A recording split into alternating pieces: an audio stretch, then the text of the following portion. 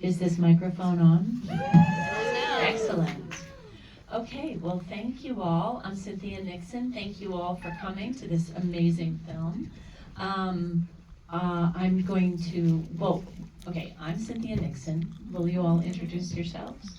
Hi everyone, I'm Moumita. Hi, I'm Onishi. And I'm Sebastian or Sebastian. And so, having just seen the film, we understand who Moumita is if we didn't know already. Will you two explain who you are and who you are to Moumita and who you are to the film? Yeah, definitely. So, I'm Onishi, like I mentioned. I was a deputy campaign manager during her special election race. And I guess to Moumita, I started off as a volunteer on one of her races before this and she really inspired me and I got involved and she really helped me raise the ranks, I guess, throughout her campaign. And now we're really close friends, I want to say. I also like her. We had a very unique election cycle. I think we had 2 back-to-back elections. So the first special election, I was a volunteer. I was a full-time teacher then as my first So we're talking 2021. 2021. February? February. Uh-huh. There was a blizzard involved. There was a lot of stuff going on. But I was a volunteer at first. My first time really getting involved, like in a campaign like this, and getting on the ground. And the second time around for the primary, I became the campaign manager for that one. So we went through 2 very crazy races all together. So, Moumita, it's been a few years since we caught up with you in the film. Will you tell us what's been going on with you since? Yeah, I got married. Congratulations. I'll start with that.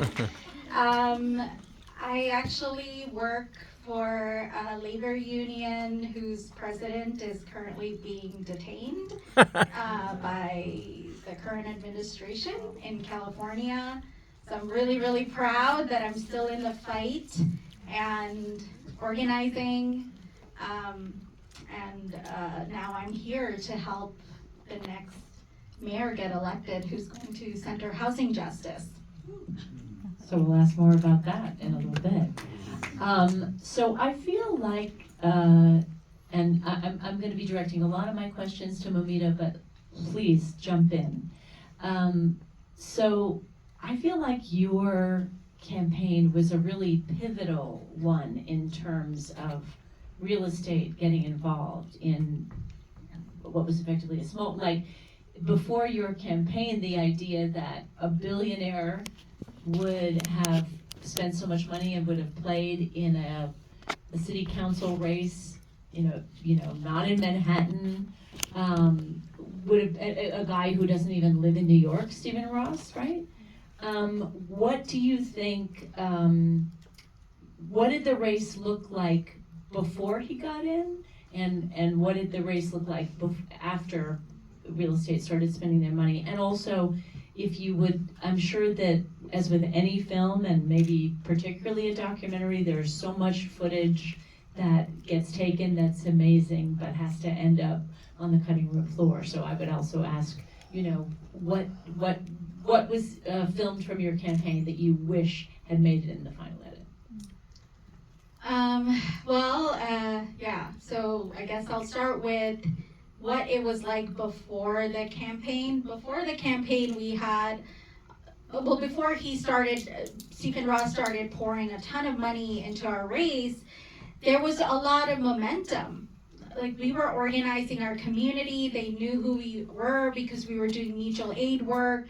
And actually, I didn't even initially want to run for office. I was actually pushed to run for office by people in the district because of the work that we were doing with the mutual aid. But also shout out to mutual aid, my friend Noreen and Rima, who are playing pivotal roles on our campaign. Rima, who was part of the Bangladeshi Tenants Union, and Noreen, who was doing mutual aid work with me. So we kind of were like, yeah, let's just do it. And we ran for city council, and If you want to talk about that, if you Yeah. want to talk about the mutual aid, which was like your Yeah. gateway drug, right? Yeah, so with mutual aid, we raised, I think, like $60,000 or $70,000, and we were actually gathering applications to help undocumented community members with rental assistance. And I think Rima at that time with BTU was working on a rent strike. So our campaign from the beginning was all about centering housing justice. And that's why we were gaining momentum. And in fact, there was a poll at one point that the opposition did where they called people, and they found that most people were ranking me second. And then New York One did an interview of us where they followed us going door to door to talk to voters, and that, I think that was the pivotal moment, the platform and the fact that we were getting attention from New York One and the community, the polls, all of that contributed to them taking really serious this campaign, especially due to the fact that it was ranked choice voting. Yeah, and now I'll let you guys kind of answer as well. Yeah, I guess I kind of came in after the mutual aid work. Like when she was ready to run, I was like a volunteer in her campaign, and then started again like doing comms, and then moved into like managing the volunteers, running the phone banks, and I guess I'll add on the momentum. I just remember how excited people were. We got so many volunteer signups. There was always people ready to phone bank for us, door knock for us. Every meetup I organized, there were always so many people coming from different states. And that's another thing, like when we were getting our donations, or like when there were just people online like supporting us, they were from all across the country. And it's because Moumita has definitely put the work in. She's, like worked for nationwide like campaigns, statewide, citywide, right? And so she's definitely spent all this time investing in all of these communities, and I kind of just got to really experience the end result of that, right? Like really all of these communities that are coming together. And so that was all pre the billionaire attacks. And then I remember this, like the exact day the flyers dropped, because I'm also from the community. I got like 20 of them the first day. They completely money bombed our district, and I was so excited, honestly. Like, I remember I called Moumita, and like everybody was understandably worried, but I was just like, oh my god, like the billionaires know about us. I was so confused. I remember I called Moumita, and I was like, we're just two girls from Jamaica, Queens. Like, why? I was shocked to be on their radar, and again, everybody else. Well, no, your sister and I went to high school together. It was a family affair. Like, it was literally a community-run campaign. And all of a sudden, who's Stephen Ross? What the heck is Common Sense New York? Yeah, and again, I was like, everyone else understood the gravity of the situation. I was thrilled. I was like, wow, okay, so we're doing something crazy. And again, it was all this momentum that was building up to it, and then the attacks got really personal. They just like really went into the depths of our communities, tried to create a lot of division, really manipulated people against each other, and it was so scary to kind of think how much money can be poured into this to like break it all apart. It was very hard to watch. I'll add some of the really community-driven, positive stuff that I think emerged from this campaign, because it was very beautiful, very aspirational. We had a lot of volunteers. It was historic in a lot of ways. It was the very first ranked choice voting in the city. So we had to educate voters on what this was. I remember we did like a really creative empanada challenge. Rank empanadas. This is the best one. Don't forget your rap song. We do we do like parks, and we'd go to parks and give food out to people, really try to reach out to folks. Our campaign office eventually literally became the bottom of a barber shop, like in the basement. We had our little campaign, set up office HQ there. It doesn't get much more grassroots than that. And just very, very inspired by the community that emerged around this. It represented many different faiths. We approached temples, churches, synagogues. We tried to build a coalition, a cross-racial, representing working class people from all over the city, and especially in Jamaica, Queens. I never had representation that looked like them. So it was very, very inspirational, and I think it did cause some alarm bells to ring for very moneyed interests, and that's why they started looking at our race and thinking, okay, how can we make this an experiment or a testing ground for what we're going to do in the primary and eventually across the whole country. So, yeah. It was also the U word, which is, do you guys know? Union. We were centering tenants unions. Our platform was we're gonna actually assist people in building tenants associations to stand up to landlords, because we had some really horrible ones like Zara Realty who were literally calling ICE on undocumented people. Some of the things that, the film maybe wasn't able to show, part of it is because that we met Stephen Allen after the campaign, but we went door to door and we saw how people actually lived. People lived, there were entire families living in one-bedroom apartments, partitioned. And especially during the pandemic, it was difficult for them because they're not used to being so close with each other and being packed into an apartment for months and months. And so we saw a lot of devastation through our work, and it really helped them to know that I also had that childhood where we lived in a one-bedroom apartment and shared it with 8 other family members, and we were part of the community. So we also really spent a lot of time making sure that this was a movement, that whether I won or not, that this campaign continues. And so we did a lot of cool stuff. Our social media game was really on point. Our video got 65,000 views, more than any other city council candidate.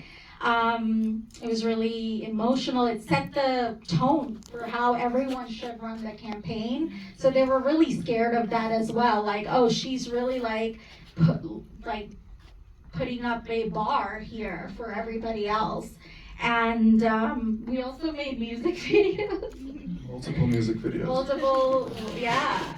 So Sebastian's a rapper. He's everything. He's a rapper, director, Estate manager. He wrote it. I wish that made it to the film. And I heard there were a lot of puns involved on your name, Moumita, right?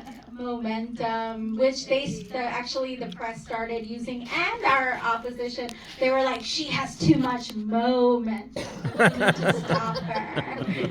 I mean, this was about she originated Feel the Burn, so we needed to use puns. Got it. So there is a saying that as oil is to Texas, real estate is to New York.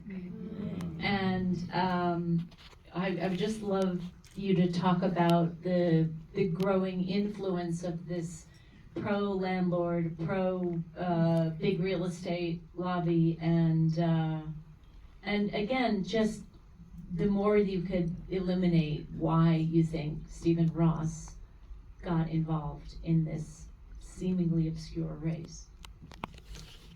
There's a lot of rent-stabilized apartments in Jamaica. It's very, rent-stabilized apartments are their bread and butter. That's how they are making money, right? Like, they want to take those apartments and then not make them rent-stabilized or not say that they're rent-stabilized. So where we live, there's many, many rent-stabilized apartments. It's also high up on the hill, so it's like a place where it's, I guess, like climate, it's more protected from like flooding and things like that. So it was and it was right by the J train and Jamaica, which they've been developing. So, I didn't know this, but apparently this is like a future development area that they really wanted to protect. And so I think, from what I know about Stephen Ross, he really thinks 10 steps ahead. And he was like, this woman needs to go because she's has this platform that's going to affect our bottom line. And also my opponent, James Gennaro, he's former chief of staff, is a consultant who for rezoning in New York City. So it was just like, and it's a district where Trump grew up, Governor Cuomo grew up, so I didn't realize like there were all these power players that had major interests in that district that I guess me running made them very scared and Yeah, afraid. they noticed, they were aware of it. Exactly. Yeah, just to add on to that, I mean, you touched on it, but like, yeah, we have mass transit lines in Jamaica. Like, there's a lot of developments that are going on, like plans they have in the future. And again, we did not know this when we were going into this race, so it kind of came out of left field. And I'd also say like, our plans were, it wasn't just, it was very centered on housing justice, but we were also about like climate justice, economic justice, and like there were all these other pillars that we had our platform on. And so since this conversation's about super PACs, like there were all these other PACs that were after us too. And it just like came out of nowhere, which is, I mean, didn't get to cover in the movie, but I think they were really interested in Jamaica Queens. And then also Moumita running was such a threat because she's experienced at this, right? Like she's been organizing, she is honestly a viable opponent to them. And I think they were really scared of it and they wanted to pour in this money to see if it would work. So this film is really coming out at a very at a timely moment. A couple of big things are happening this month. One is the upcoming Rent Guidelines Board decision, the way we see in the film coming up, and also the Democratic mayoral primary. So all of those people that are running for mayor are striving to impart the idea that they really care about affordable housing and building it and protecting it. So why do you think that housing is such a big issue in the election, and how can we, scrutinize and evaluate who is really for tenant protections and affordable housing, and what litmus test would you use, and what are you looking for in a candidate's specific platform to tell that they are actually a friend of affordable housing? If real estate is dropping millions of dollars against them, then that's the candidate you should vote for. I would also say, like, again, during the campaign, I learned, like, there are so many people who kind of join and start, like, say all these nice things, and then after, whether they win or lose, they don't do it. And so that's why when I was working with Moumita, I really, and like all these other community organizers, I really saw like their track record, the fact that whether or not they're in a position of power, they are community organizing, they are fighting for these, for like housing rights or all of these other causes, even before and after their race. And I think that's another big thing to look after, like, when people are running, obviously they're gonna market themselves, they're gonna put the flyers everywhere, say everything that's pretty, but what is their track record? Like, what have they done in the past that shows that they're the right person for this job, or shows that they actually care about these causes? And to comment on the Rent Guidelines Board, it could potentially go to 5% they're discussing for rent stabilized apartments. And we're renters in New York City. Thankfully, we do have a rent stabilized apartment, closer to 3% right now, but that idea for working class people living paycheck to paycheck is completely unaffordable. I think this rent issue and housing justice issue is so salient right now because we can't afford to live in New York City anymore, and you can really motivate voters behind these issues. And in our current upcoming races, like Moumita said, follow the money. Our story is symptomatic of a much, much larger issue, and is that independent expenditures are a thing. Corporate interests can spend unlimited amounts of money to sway races, to throw $200,000 against us in our race, and that was the amount of money that we raised at our max amount of fundraising through the city council matching process. So it makes the system really unfair, and it makes it really difficult for candidates like Moumita to run for office. So if you do a little bit of research, the leading candidate right now has received over $12 million from super PACs and PACs, and 2.5 million of that is from the real estate industry. And that's obviously to sway some kind of policy change, so to a quid pro quo, whether spoken or not, is implied there. So it's all about the money, it's all about the property tax breaks that these real estate developers can get, and how much they can accrue and enrich themselves on the backs of working class communities. Yeah, and rezoning, because council members, they control rezoning, they vote on it, right? So, and that's how they actually, that's their bread and butter as well. So they're very invested in New York City Council races, and that's something that I learned through my campaign. So any candidate that says rent freeze, great, but are they getting attacked by real estate? You should check. And also check their record. Like, They might say rent freeze, but if they're not getting attacked by real estate, that makes you suspicious? yeah, because we had a candidate, they put a candidate that tried to dress like me, talk like me, act like me, and they actually spent money for her to confuse people or maybe like make her act a certain way. She ended up getting a judgeship in exchange, so they deploy very dirty tactics to confuse voters, to sow division, and so you do have to look at that candidate's record, and you also have to see what kind of endorsements they're getting. Because one thing that we had going for us, we had the working families parties, we had so many, Courage to Change, sorry, it's been a while, but we had AOC, we had Bernie, which was a really big deal for us because that is like, you get Bernie's endorsement, you know that candidate's for real. Cynthia Nixon too. Well, yeah, we did have Cynthia Nixon. We had Cynthia Nixon. I guess I also want to add that it is such a big topic now because frankly a lot of the work that community organizers like Moumita, like Rima have been doing, just empowering the communities to know about their rights. And so now people really care and people are outspoken about it. And like as everyone who's running for mayor knows that this is a really big issue, finally. I thought it was really cool that everyone was asked how much they pay rent. I love that too. Yeah, like we didn't used to do that before, which means that Right, you can call someone a trust fund baby all you want, but let's look at what the price of their apartment is. exactly, right? Are they gonna understand if they're homeowner? Are they going to understand if they pay they can afford $8,000 rent? No, but if somebody is in a one-bedroom unit that's like $2,300, you know that they're dealing with, I mean, that's a lot. That's very expensive for a one-bedroom, right? So, but it just also shows that this is a serious issue right now. This is in the minds of New Yorkers. So so this is something New Yorkers really care about.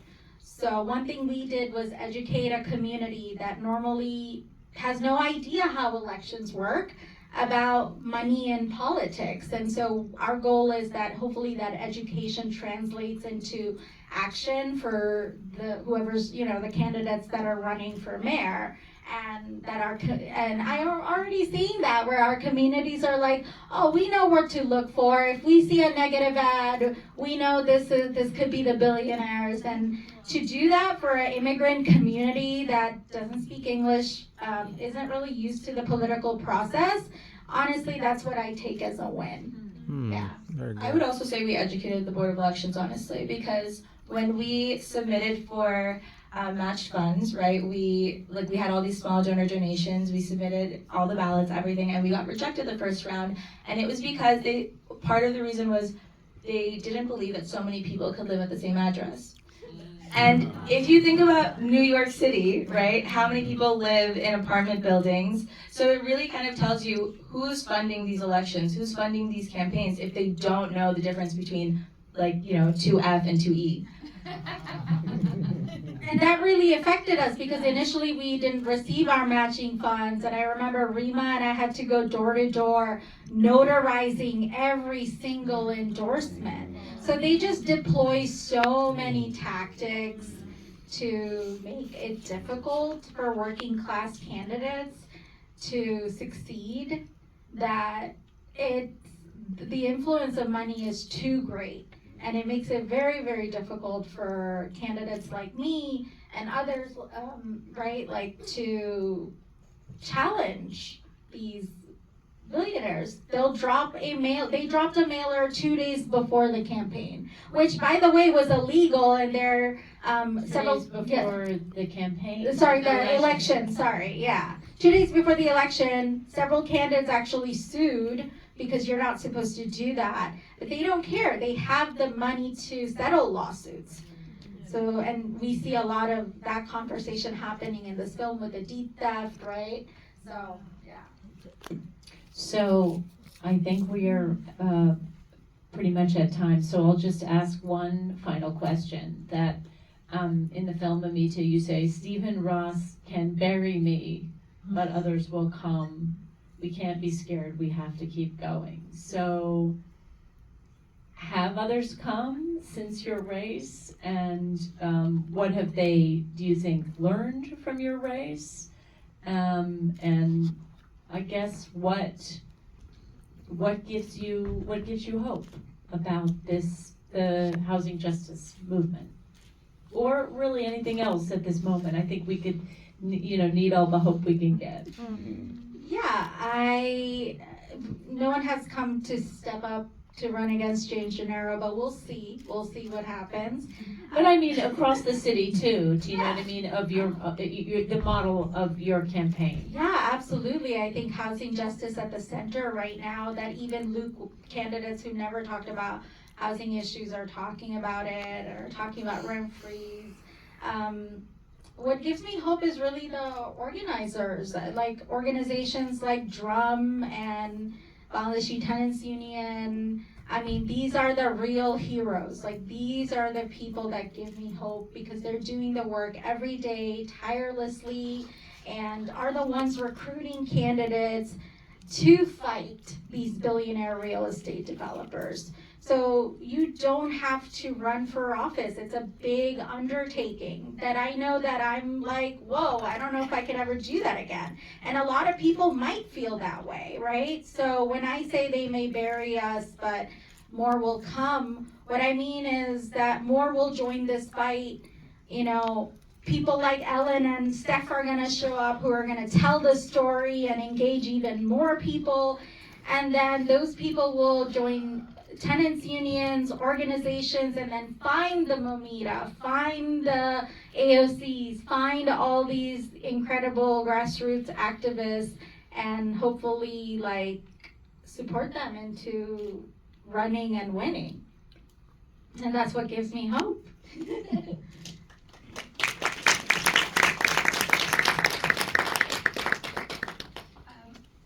I guess I'd say that, one, I'm excited for all the creativity that's been coming out of recent campaigns, because I don't know, politics used to be boring. It used to be the same ads by the same real estate developers, right? By the same PACs. And I feel like with our campaign, it was so grassroots. It was so beautiful for the community to come together. And I feel like I'm definitely seeing that in a lot more recent campaigns. And yeah, I guess I'm also just excited for people to really be involved, be involved in coming out, be involved, watch this and realize that it really is people power. They are scared of us. Again, I go back to that first day when I saw the flyer and think, why would they care? And now I'm like, I totally understand why they care. I totally understand how it just takes one or a group of a few people to make such a big difference, and that's why they needed to bury us. And I'm excited for everyone else to kind of know their own power. Yeah, I'm gonna plus one a lot of this conversation, especially around the grassroots community organizer work. We have to come more than ever. There's such an urgency now to reinvent what even the Democratic Party, the Progressive Party represents.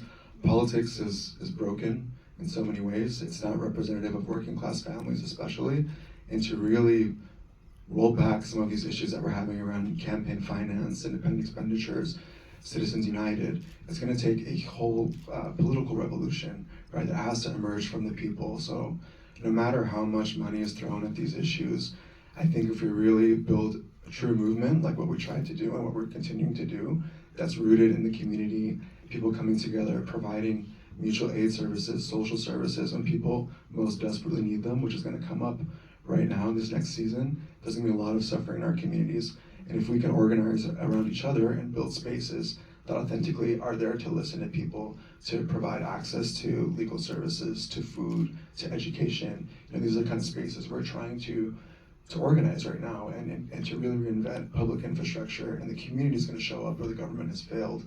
And if we can do that successfully, I think we can bring on a lot of disaffected voters into this movement and take back our country, our government, our power, and it has to be people powered. And I'm most hopeful about the people, and people like Moumita that are brave enough to take a stand in her community. I'll leave you guys with this one saying that I came up with last night. They don't fear us when we're loud, okay? They fear us when we're the many, okay? So it's all about everybody playing a role in this fight. And until we do that, they are not going to fear us. And that's why they feared us, because we had the many. So thank you all, thank you three, and thank you all for coming. And just tell your friends about this amazing film, and it will be, it'll be here, I think, until Thursday, is that correct? And then it'll be showing on PBS on July 28th. So encourage people to come, encourage people to tune in. Thank you so much.